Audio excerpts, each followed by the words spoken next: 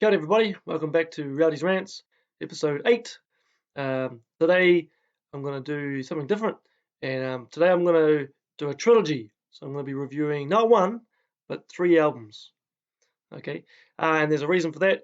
The albums I feel belong together. They tell a story, and you kind of can't really talk about one without talking about the other two. So this trilogy, this review today goes out to the Taipari family. Shane and Richard, man, you guys, we had some cool times growing up. I've known those fellas since I started primary school. And Shane, man, I miss hanging out with you, dude. Richard, same with you, bro. You guys were good to jam with when we were growing up. And you guys had that cool ass house out in Whitehall. And when your parents finally, built their house and you guys got to have the shed for jamming, we had many nights in there smashing drums and playing guitars. And yeah, man, that was the good times. So, the reason that I'm going to be dedicating these 3 albums to the Taipari brothers because I heard all 3 of them at their house. Um, the first album we're going to look at is a classic. It's one of my all-time favorites. It's a band called Mother Love Bone, and this is their album Apple. Mother Love Bone. The history behind them, I suppose, is that there was a band in Seattle called Malfunction. And the singer, there were 2 people in there, the Wood brothers, so Kevin and Andrew. And Andrew called himself the Landrew, the love child. And there was another band called Green River who had Jeff Ament, Stone Gossard, and Bruce Fairweather in there. And the singer was Mark Harm, who moved on to make Mudhoney. Not the product, but the band. And then those 2 bands kind of both split up, Malfunction and Green River. And this trilogy, this tale, really is about Stone Gossard and Jeff Ament. Stone Gossard, the guitarist, Jeff Ament, the bass player. These two have got a lot to answer for when it comes to legendary rock music. Amazing relationship between the 2 of them, and yeah, you'll see why. So yep, Andrew Wood teamed up with Bruce Fairweather, Jeff Ament, and Stone Gossard, and they got another drummer called Greg Gilmore. He came along, and they made Mother Love Bone. Amazing band, and amazing album. Excellent album. Some of my favorite tracks off that are Stardog Champion, Bone China, what else? Oh, Crown of Thorns.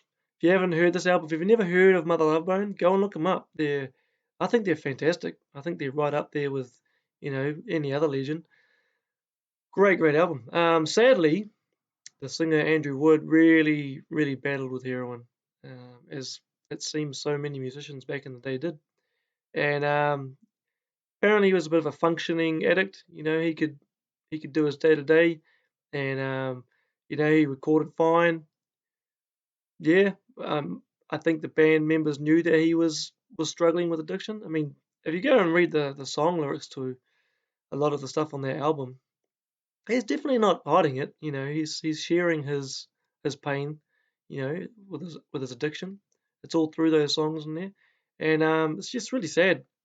He's an amazing musician, and some of the interviews I've seen with people talking about Andrew Wood, they said that he was just like kind of like a cross between David Bowie and Freddie Mercury.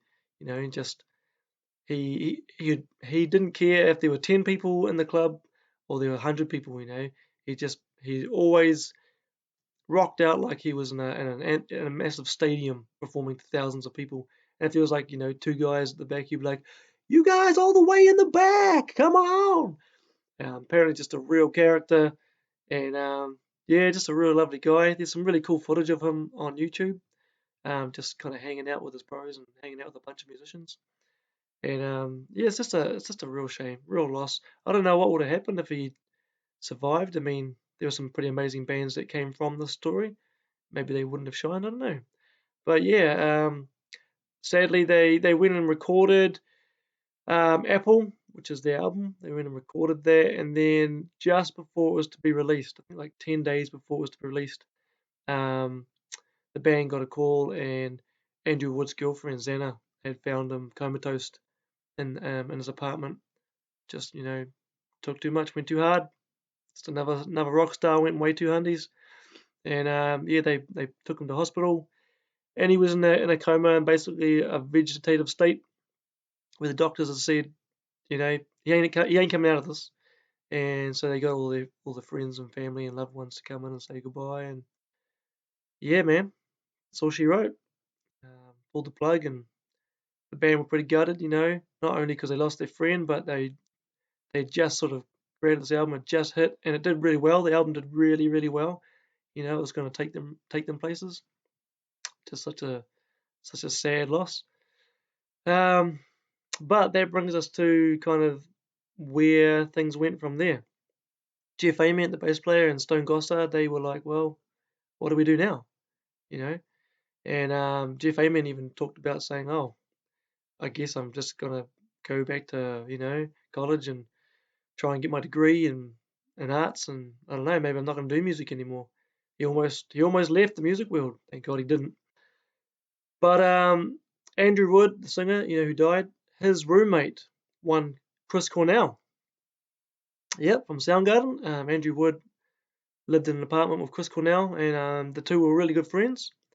And Chris Cornell he was gutted, man. He was just absolutely heartbroken. He really, really loved his friend Andrew. And so he was like, how am I going to process this hurt? And so he approached Jeff and Stone and said, I've been doing a bit of writing, and I've made some songs, and I don't really want to use them for Soundgarden, because they're quite personal, and I want to do something different. Do you guys want to record these songs with me, and we can do it for Andrew. We can it's a tribute to him, man, And Stone and Jeff were like, yeah, that'd be cool. And so they got Matt Cameron, the drummer from Soundgarden. He was like, yeah, I'll play drums on this. And they got a guy called Mike McCready. Some of you might know Mike McCready, who would later become. Well, we'll get to that. We'll get to that. But they got this guy Mike, and they put these guys together, and they had two songs. One was called "Say Hello to Heaven," and the other was called "Reach Down." And both of them were tributes to Andrew Wood. And Chris Cornell sang on those. I think he might have played guitar as well. And yeah, they made these amazing songs, and just really beautiful songs. If you get a chance to listen to "Say Hello to Heaven," it's a really beautiful tribute. It's a great song. "Reach Down" is epic, man.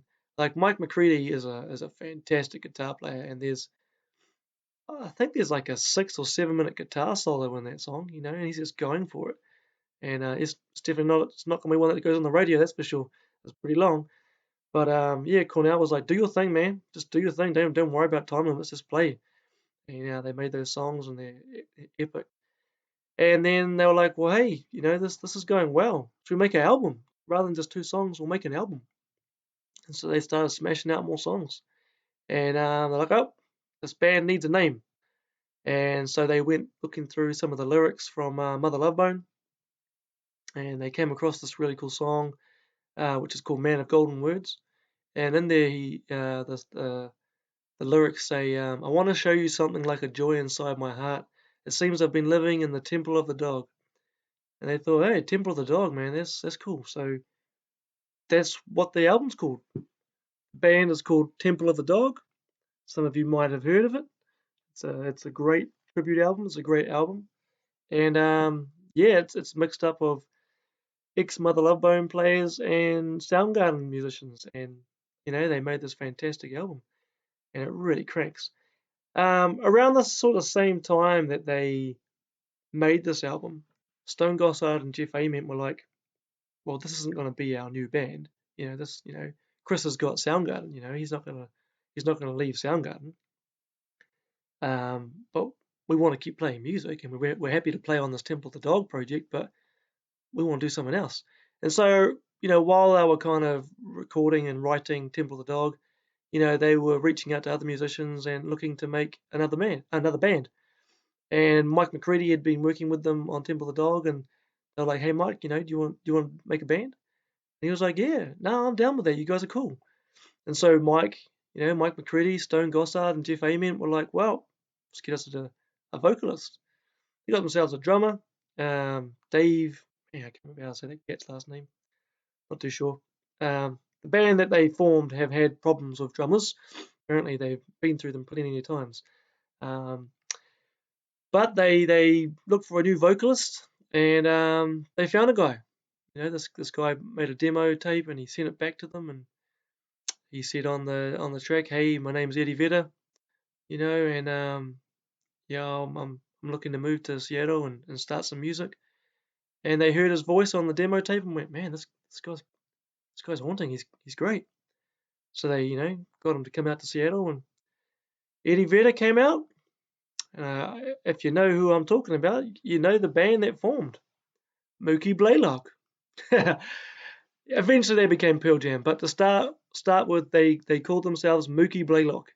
If you don't know who Mookie Blaylock is, he was, I don't know if he's still around, but he played basketball for, I believe, the Seattle Supersonics. I could be wrong there, maybe it's another team, but I'm pretty sure it was the Seattle Supersonics, which would make sense because all these cats are from Seattle. But yeah, they called themselves Mookie Blaylock. Apparently, that didn't go down too well. I think maybe Mookie was like, "Hey man, you're using my name for a band," so they changed their name. And there's quite a few stories about how they came up with it. Do your own research on it, but whatever. They became Pearl Jam, and yeah, so Eddie Vedder, their new vocalist. And around this time, so Pearl Jam are starting to kind of form as a band. Temple of the Dog is still writing, still kind of cranking these songs out, this tribute album out, and they started to play around with a song which would become a song called Hunger Strike. And while they were doing this, Eddie Vedder and Chris Cornell became really good friends. They hung out quite a bit, and I know Eddie Vedder talks about when he first moved to Seattle, he was kind of a bit shy and not really sure how to process the whole thing. He was coming into this really tight group, and people really knew each other really well, and he was kind of like this outsider. But he said that he was really warmly embraced, and he said Chris Cornell was one of the people who sort of took him on like a brother, and the two really bonded. And Chris said to him, "Hey man, I got this song called Hunger Strike, and I'd really love it if you sang with me on this. Let's do like a kind of duet vocal type thing." And yeah, the rest is history. You go listen to Hunger Strike, and you can hear both Chris Cornell and Eddie Vedder on that track. And man, they just do an amazing job together. Their voices, they're so symbiotic. Like I think the only other two people I really enjoy that much when they sing together is Lane Staley and Jerry Cantrell from Alice in Chains. That's a whole different story, that one. So yeah, this amazing kind of trilogy that took place, with Mother Love Bone morphing into Temple of the Dog, which also kind of, started to become Pearl Jam. And yeah, now you got these three amazing albums that just have stood the test of time. Pearl Jam's album that would come out is called 10. 10 is a epic album. It's quite, in parts it's quite bright and kind of happy. In other parts it's like, ooh, it's quite dark and grimy. Um, and then after that they make Verses, which is my other favorite Pearl Jam album. And after that I don't really care for them. Sorry about it. Sorry Pearl Jam, but I don't know. After the Verses, just didn't really do it for me. But these three things that Jeff and Stone really, really contributed to and put together: Mother Love Bone, Temple of the Dog, and Pearl Jam 10. Excellent. I don't know if you can hear that banging, but my neighbour, he gets a bit angry sometimes. I think he's having a little bit of a hard day. We all are in lockdown. So some of the key tracks of Temple of the Dog is an epic one called Call Me a Dog. And Chris Cornell's vocals on that, man, he just blasts them out. I feel like this album, Temple of the Dog, is where Chris Cornell's vocals were at their best. I love Soundgarden, and he sings his heart out in all those albums. But Temple of the Dog, and I reckon it's because there's a lot of emotion that he put into that album. You can really hear that he's ripped to pieces about the death of his friend Andrew Wood, and he's really giving it everything on that album. He just doesn't hold anything back. There's another epic song on there called Four Walled World, and some great guitaring in there. If anybody out there who loves guitar work, go and listen to Temple of the Dog again and just, remember how epic Mike McCready is, and Stone Gossard too. He lays down that rhythm like a like a mofo. Um, so yeah, look, if we look at Pearl Jam 10 a little bit more, um, some of the standout tracks on that, Alive, again, Mike McCready, he's just like, hey, can I just play like pretty much every note I know on the guitar for quite a while? Yo, put that down. The guitar solo in Alive is amazing. I actually read about that song quite a long time ago, and apparently Eddie Vedder, he grew up, with his mum and what he thought was his dad. And one day his mum was like, "Hey man, this dude that you think is your dad, well, he's passed away now. Yeah, he wasn't your dad, man. And there's this other guy who was your dad." And Eddie Vedder said that he actually met him a few times. He thought he was a family friend, but he kind of met him and he knew of him, but he didn't know it was his dad. But by the time he found out, it was a bit too late. He was gone, and I don't know, it's a bit stink of his mum, I reckon. She may have had her reasons, but pretty rats for the fella. And then there's a song at the end of Pearl Jam's 10 called Release. That's a beautiful song, eh? That's a beautiful song. And yeah, I mean, Eddie's singing about, this emotion that he has for this person who was his father, but he needs to be released from it. Apparently, when they were recording that song, or writing it anyway, Eddie Vedder kind of ducked out for a bit and he got quite emotional when he had a bit of a tongue whittle. And Jeff Ament was like, "Hey man, you're good, man." He's like, "Oh yeah, I just got a lot of emotion writing in that." If you ever get a chance, there's a really really cool documentary called Pearl Jam 20. And I went to the movies to see it. Me and Regan Aspen went to the movies to see it, and it was cool, man.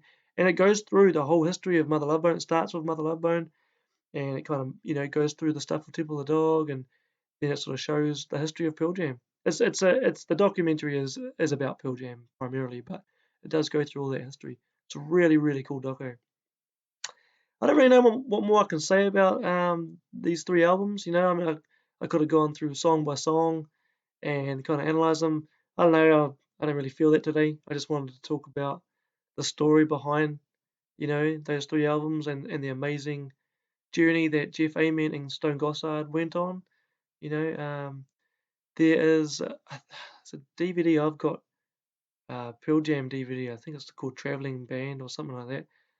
But they play the end of the show. I think they play Crown of Thorns, which is a Mother Love Bone song. And Eddie Vedder talks about, hey man, this is for Andrew. But before that, he just says, hey, I want to acknowledge the amazing relationship between Stone Gossard and Jeff Ament. The crowd goes crazy, and it's like because everyone knows, those two, man, they're responsible for some of the best albums in rock. And just how awesome is that to hang out with your best mate and be like, man, let's make some cool stuff. It's pretty rad. I always kind of wish that me and the Taipari brothers had sort of stayed a bit closer and done something similar. Shane, I haven't seen you for ages, man, for a long time, but I just love jamming with you, and you're responsible for me loving a lot of music. Richard, man, you're a badass drummer. You're a badass musician. Same with Shane. And yeah, I miss hanging out with you guys, man. One of these days we've got to get together and have a jam, and make our kids go hang outside. But yeah, Taipari Brothers, Taipari Family, and that includes old James, Mr. Clearwater. You're a good dude too, bro. Haven't seen you for a long time, but yeah, you're part of that package. Yeah, so Taipari family out there, love y'all. Stay safe. Everybody else out there, go listen to Mother Love Bone. You can look it on Spotify, man. They're on there. Temple the Dog, go smash that album. That is mean. And then Pearl Jam 10. Go listen to all three of them in a row. Why not? What else you got to do during lockdown? Fire out. Laters, y'all. Peace.